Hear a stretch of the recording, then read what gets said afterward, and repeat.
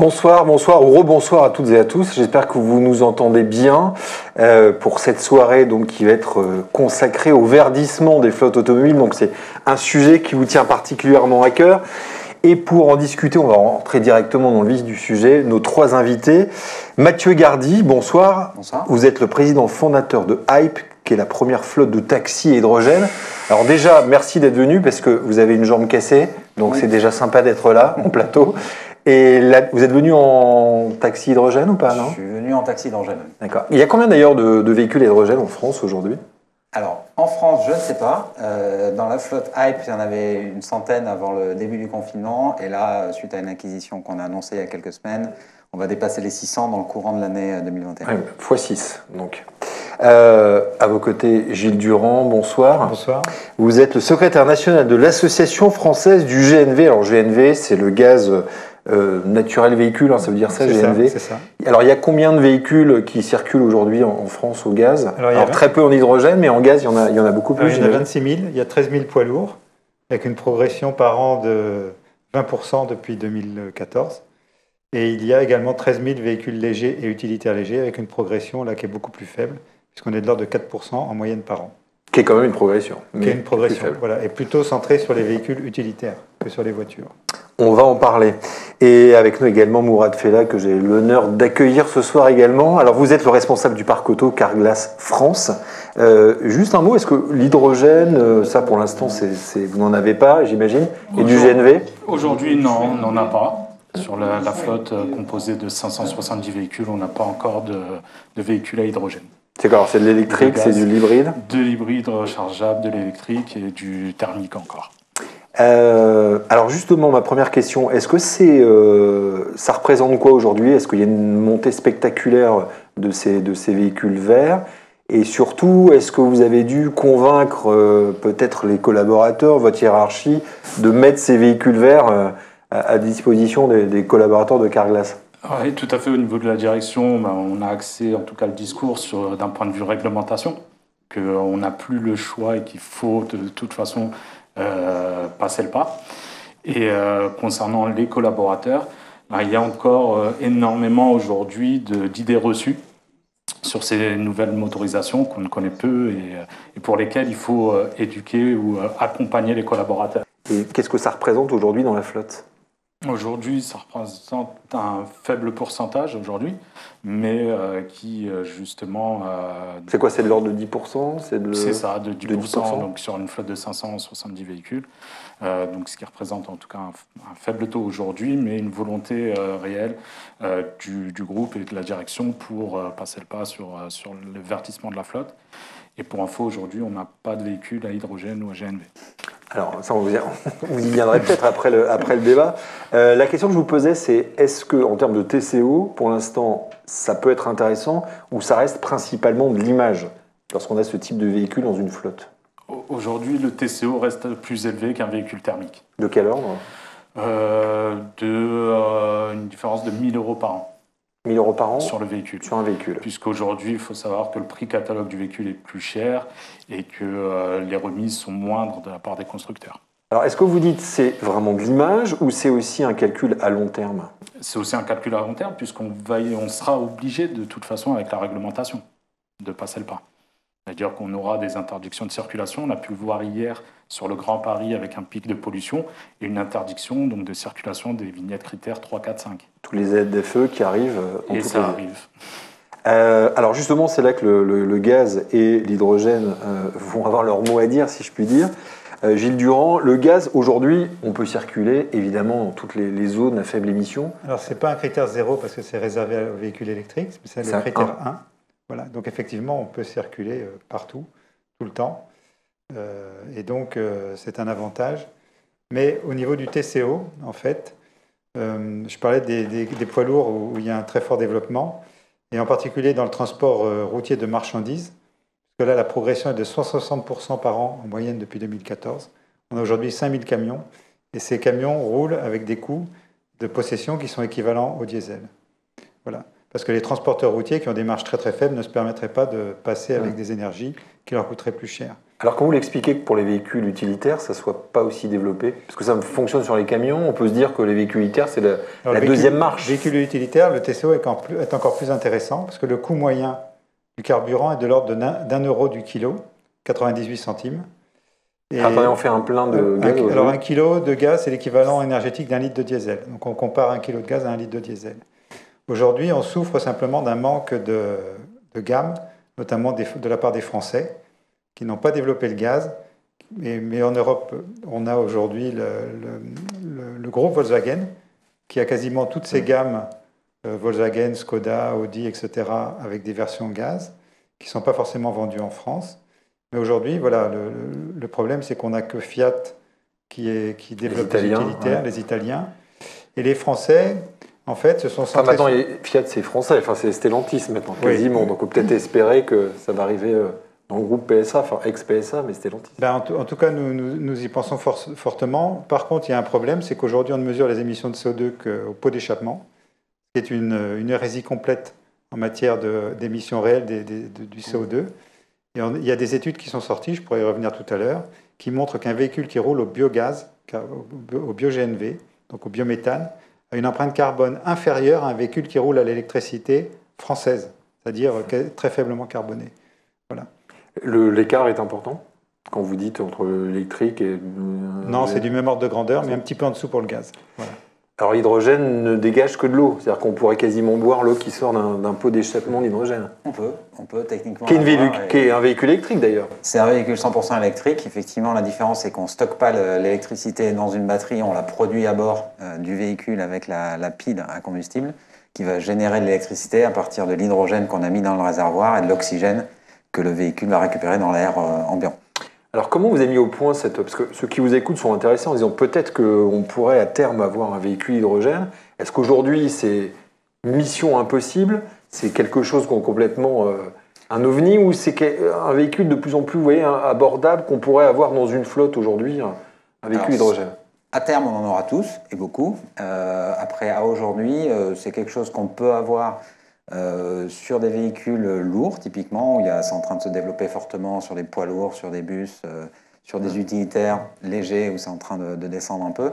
Sur le modèle véhicule particulier, on reste sur des véhicules qui sont quand même très chers. Donc qui sont oui, parce que c'est genre plus de 60 000 €. On parle de la Mirai, par exemple, Toyota, c'est voilà, plus de 60 000 €. La nouvelle génération de la Mirai est 15% moins chère que la génération précédente, mais ça reste quand même un véhicule à 68 000 € effectivement TTC. Donc c'est encore un peu cher pour un usage particulier pour un particulier. Par contre, pour un usage professionnel comme un taxi qui ne va pas calculer son TCO de la même façon qu'un particulier, ça va beaucoup plus rapidement devenir pertinent, y compris économiquement. Parce qu'économiquement, c'est quoi l'avantage Est-ce qu'on paye moins en entretien? C'est quoi les avantages? C'est un véhicule électrique, donc à terme, on paiera moins en entretien, moteur électrique, moins de pièces, etc. Aujourd'hui, clairement, l'objectif, il n'est pas financier, il est de répondre à une demande qui demain sera réglementaire, qui est le client aujourd'hui du taxi dans une ville comme Paris, il préférait avoir un taxi qui ne pollue pas. Et dès qu'il y aura une solution non polluante, elle sera privilégiée, voire même elle sera imposée par les pouvoirs publics. Donc on est en train de préparer l'avenir. Dans les villes urbaines denses comme Paris, comme Londres, comme New York, etc., il n'y aura plus que des véhicules zéro émission. Et donc les véhicules qui devront continuer à y tourner, comme la logistique, comme les taxis, devront être zéro émission. Avec une autonomie qui est quand même importante, parce qu'on est sur de l'ordre de 600 km, si je ne me trompe pas, sur un véhicule... Exactement, c'est vraiment l'avantage de l'hydrogène. C'est vraiment l'avantage de l'hydrogène par rapport à la batterie. C'est qu'on dit tous les avantages électriques sans les avoir les inconvénients. Ça s'utilise exactement comme un véhicule thermique. Et donc, c'est très simple d'expliquer à un chauffeur de taxi, qui est un métier très contraint opérationnellement, qui va utiliser son véhicule exactement comme il utilisait son diesel ou son essence, sans avoir de contraintes supplémentaires. Donc, la même autonomie et surtout le même temps de recharge. La vraie différence, c'est le temps de recharge. Ça, c'est quelque chose moi, qui pourrait vous intéresser. Justement, c'est ce qui est intéressant, c'est d'avoir un retour d'expérience comme Hype. Pourquoi? Parce que ma fenêtre aujourd'hui, le GNV, voilà, l'hydrogène, ça a l'air d'être compliqué aujourd'hui. Par manque peut-être d'infrastructure ou autre, mais d'avoir ces retours en tout cas d'expérience, ça ouvre en tout cas une fenêtre. Oui, parce que la question qu'on peut vous poser à tous les deux, c'est où est-ce qu'on se recharge aujourd'hui, où est-ce qu'on fait le plein? Parce que est-ce qu'il y a suffisamment d'endroits pour faire le plein? C'est un peu le problème d'ailleurs de l'électrique, avec des bornes qui ne sont pas toujours en bon état, où il n'y en a pas toujours suffisamment. Est-ce que pour le GNV, on peut en trouver partout? Est-ce que c'est une bicarburation? Est-ce que vous pouvez nous expliquer comment ça se fonctionne? Alors, si on roule au GNV, il vaut mieux rouler au gaz qu'à l'essence. parce que d'abord c'est plus intéressant économiquement et au plan environnemental également. On a aujourd'hui 173 points d'avitaillement en France. Il y a quoi, il y a 18 000 stations en France, essence, c'est ça à peu près? Oui, c'est ça. 12 000. 12 000. Et je suis encore dans les années en arrière. Il y en a 173 stations. Il y en a une centaine qui vont être construites là dans les 12 prochains mois. Ça démarre très très fort. Et puis il y a des stations aussi privatives, de plus en plus. Par exemple, les bus. La RATP va passer la moitié de ses bus au gaz d'ici 2025. Dans leurs dépôts, ils installent des stations privatives. On a des professionnels, des entreprises, notamment dans le travaux public, qui développent aussi des stations privatives. Et donc des entreprises... Mais est-ce qu'une entreprise peut installer, c'est légal ou pas oui, c'est légal, bien sûr. D'accord, oui. Parce qu'on peut l'installer au sein de son entreprise. Voilà, alors il faut faire appel à des professionnels, mais c'est un sujet très intéressant en fonction des usages que l'on a. Si les véhicules rentrent au dépôt ou au garage tous au même endroit, on peut les recharger la nuit. La station coûte moins cher. Sinon, on peut les charger avec des charges rapides aussi. Voilà, donc il n'y a pas de souci au plan de la recharge. Le temps de recharge non plus n'est pas compliqué à gérer. C'est l'équivalent d'un carburant classique. Et aujourd'hui, on a une vingtaine d'adhérents qui sont des énergéticiens comme Total, Engie, Air Liquide, etc., qui développent des stations à la fois publiques et privatives. Il y a les collectivités locales aussi qui développent de plus en plus de stations. On a même des agriculteurs qui ouvrent des stations-service. Ils ont des unités de méthanisation et développent des stations gaz. Donc ça raconte une belle histoire en fin de compte, qui est très complémentaire à l'hydrogène parce que l'hydrogène, en fait, on voit bien que si on veut être en 2050 avec zéro émission nette carbone sur toutes les activités humaines, dont le transport, il faut s'y mettre dès maintenant. Donc le gaz aujourd'hui a un rôle à jouer qui va progressivement être complété par l'hydrogène parce que je suis d'accord que dans les centres-villes, il vaut mieux passer en zéro émission, que ce soit en particules ou en oxyde d'azote ou en émissions de CO2 dans ces centres-villes et à terme on sera sur l'hydrogène. L'hydrogène justement, on voit que le gouvernement français a mesuré l'ampleur du phénomène, si je puis dire, parce que les Asiatiques, les Japonais, notamment les Coréens, s'y mettent vraiment à fond. On est en retard, ça va dans le bon sens. Est-ce qu'aujourd'hui, parce que ceux qui vous écoutent se disent, bon, est-ce qu'on va aller sur une nouvelle technologie qui peut-être amenée à disparaître ou qui va amener à se développer Je crois que c'est plus le cas. C'était le cas en 2015 quand on a démarré, nous, on a vraiment démarré très tôt pour la France. Ouais. Pire que pionnier. Là, je pense qu'aujourd'hui, les choses ont vraiment changé, et notamment avec la crise liée au Covid. Et l'Europe est en train de passer en avance. C'est-à-dire l'Europe s'est dotée de plans de relance au niveau de chacun des grands pays qui sont significatifs et qui sont regardés par les autres continents, comme les Américains, comme les Asiatiques, qui avaient, eux, démarré plus tôt, qui sont en train de dire, OK, effectivement, l'Europe est en train de faire un truc très significatif et très pertinent.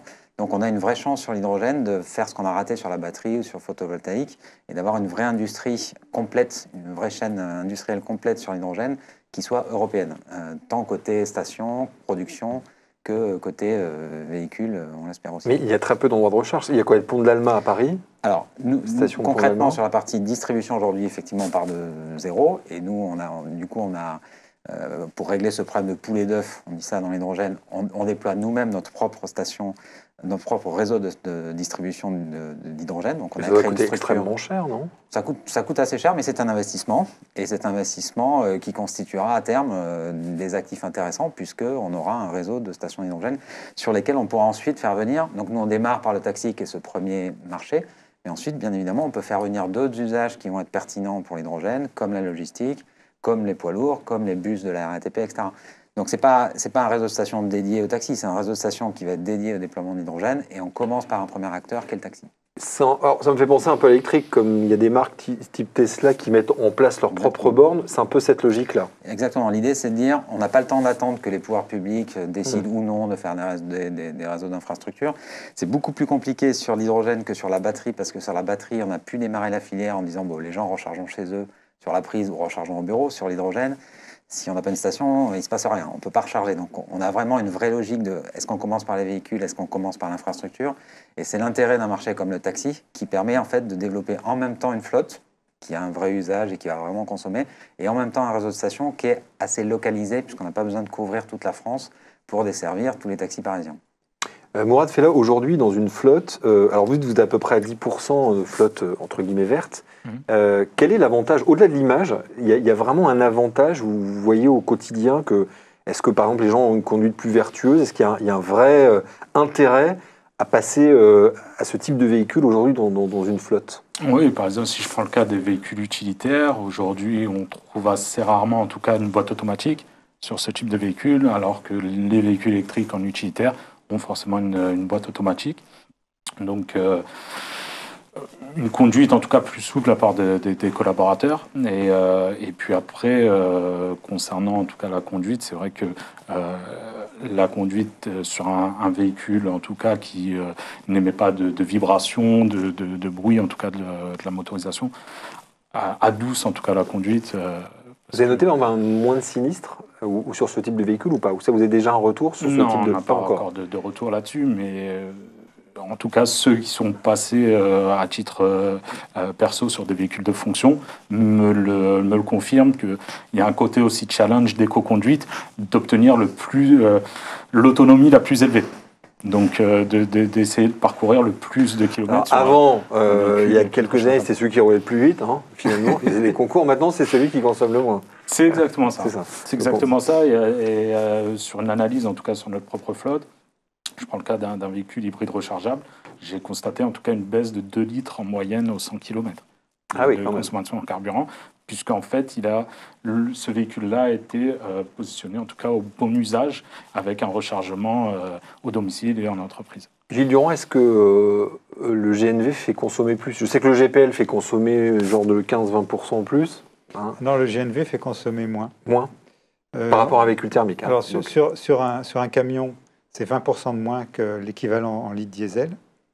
Je rappelle, c'est la même correspondance en quantité d'énergie. Et sur un véhicule comme la Seat Leon, où il y a maintenant une version au gaz naturel, en 130 chevaux, on est en moyenne à 4 litres au 100. 4 kilos au 100, pardon. Voilà, donc ce qui serait l'équivalent de 4 litres de diesel au 100. Alors, je ne sais pas ce que c'est que la consommation moyenne d'un véhicule diesel de cette gamme-là. Mais on rajoute facilement 2 litres. Voilà, après, ça dépend si on fait de la route, de l'autoroute, voilà, ça dépend aussi de l'utilisation. Voilà. Donc on gagne sur le prix du carburant et on gagne également sur la consommation. Alors une question, on va dire une mise au point. Les véhicules GNV, parce qu'il y a beaucoup de confusion, même parmi les professionnels, le GNV c'est en première monte, c'est-à-dire que si j'ai une voiture, est-ce que je peux mettre les voitures qui sont à disposition aujourd'hui, est-ce qu'on peut rajouter comme...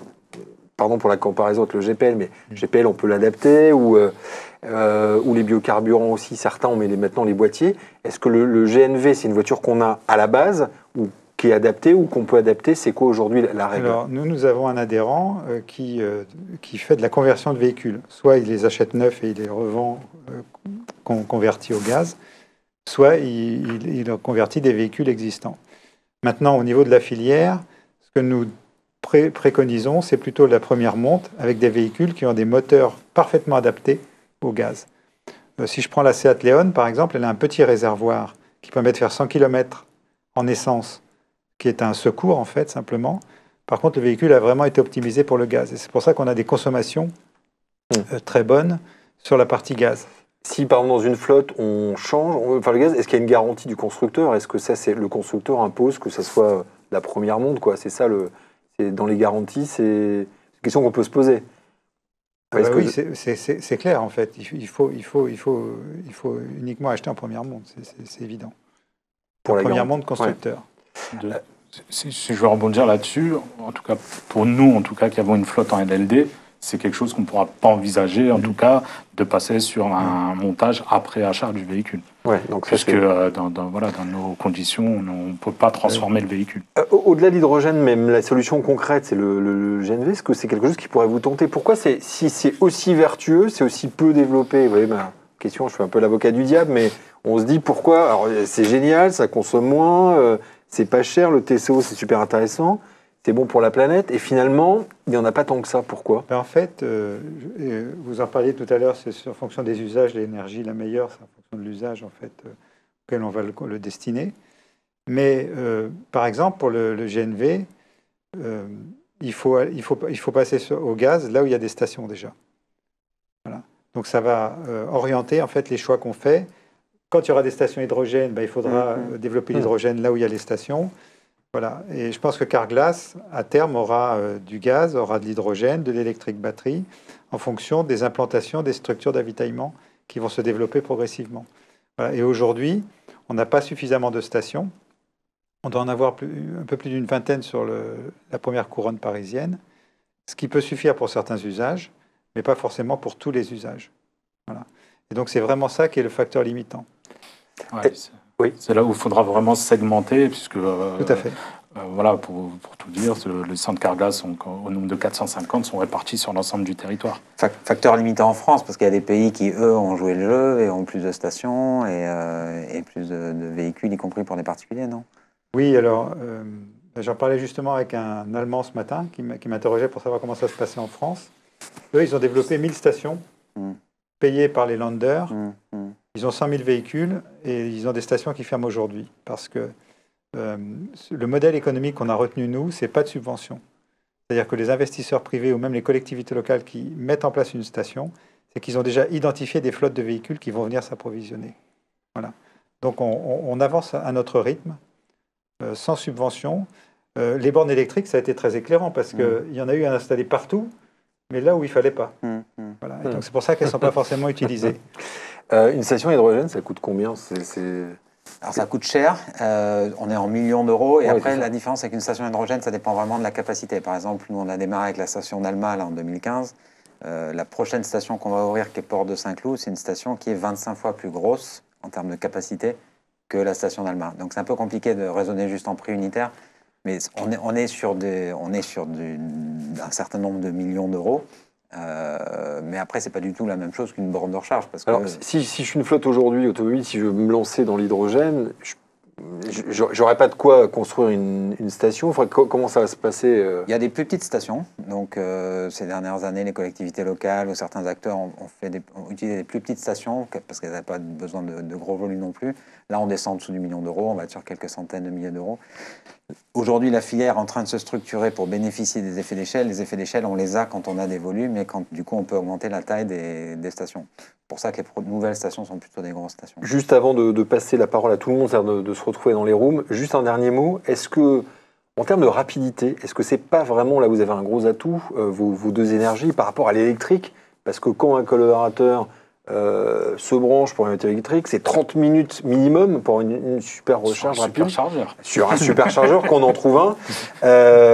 Bon, chaque fois, ça prend beaucoup plus, mais bon, c'est pas grave. Parce qu'entre ce qui est annoncé et la vérité, on sait bien qu'il y a un gros gap, et à condition en plus que les bornes fonctionnent. Mais ça, là, il y a quand même un avantage certain. Est-ce que c'est un gain de temps qui peut vous intéresser, ça? Bien sûr, si demain on a un réseau d'infrastructures qui correspond, en tout cas, il n'y aura pas de souci, en tout cas, à passer le cap et à rassurer nos collaborateurs. Parce que là, on fait le plein comme une voiture classique, comme une voiture thermique, c'est quelques minutes. Mais gaz et hydrogène, enfin gaz naturel et hydrogène, parce que c'est des gaz tous les deux, on est très proches. C'est-à-dire qu'il faut des réservoirs spécifiques pour mettre du gaz qu'on comprime dedans, pour avoir une autonomie suffisante. On a des stations qui coûtent assez cher. Une station GNV pour les poids lourds, c'est 1 million d'euros. Pour les véhicules légers, c'est 500 000 euros, donc c'est quand même des sommes importantes. On est exactement dans la même problématique. On est assez liés en fin de compte sur nos développements. Juste un dernier point, messieurs, peut-être pour résumer tout ce qui a été dit. En gros, ce que vous disiez tout à l'heure aussi, c'est qu'il n'y aura pas pour les flottes, même pour les particuliers, ça ne va pas être une ou deux solutions, ça va être une multitude de solutions aujourd'hui. Oui, je pense que le métier des gestionnaires de flotte va changer. Il va devenir plus complexe et aussi plus important par rapport aux stratégies des entreprises pour leur permettre de continuer à exercer leur activité en respectant toutes ces contraintes environnementales. Donc ça sera un métier ou un rôle qui sera de plus en plus important, finalement. Je pense, oui. Ouais. Je pense. Voilà. C'est la responsabilité. D'apporter du conseil et de toujours rester en veille, justement, sur la réglementation comme sur l'offre de marché.